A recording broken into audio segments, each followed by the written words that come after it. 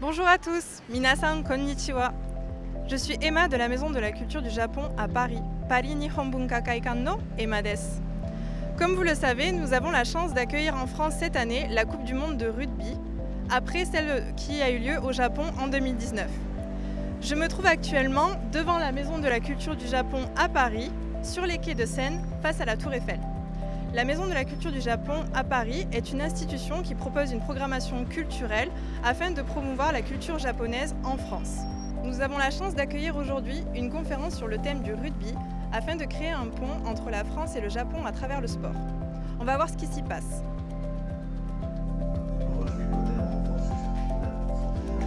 Je me trouve actuellement dans la grande salle où la conférence a commencé.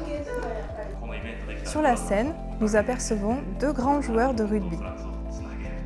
Toshiaki Hirose, ancien capitaine de l'équipe nationale du Japon, et Thierry Dussautoir, ancien capitaine de l'équipe nationale française, qui sont venus pour parler du rugby. Vous avez eu l'occasion de voir l'entraînement de l'équipe japonaise. Ce qui me plaît par-dessus tout au rugby, c'est que c'est un sport qui rassemble. J'ai parlé de la solidarité des coéquipiers, mais finalement avec l'adversaire aussi. Dans la troisième mi-temps, mais c'est aussi un moyen pour nous de partager autre chose que l'affrontement.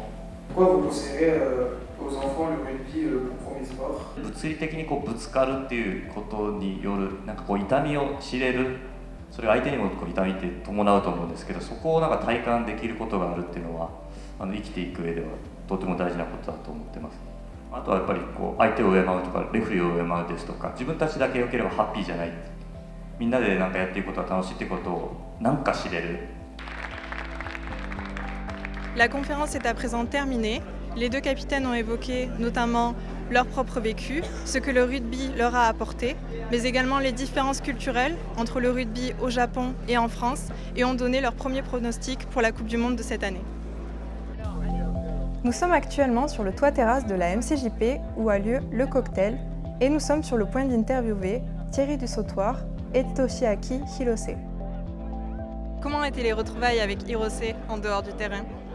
J'étais très heureux de retrouver Hirose, que j'ai connu il y a 4 ans au Japon.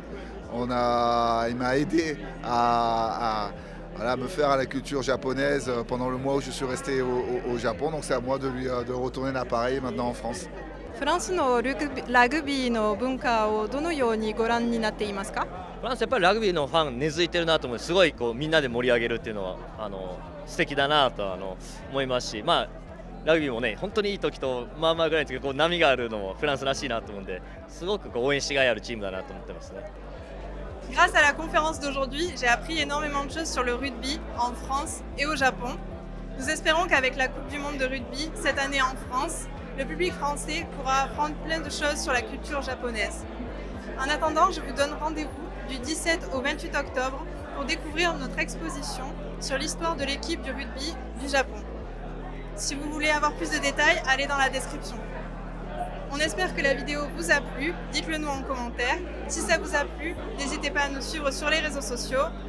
En attendant, je vous dis merci et à bientôt. Sayonara!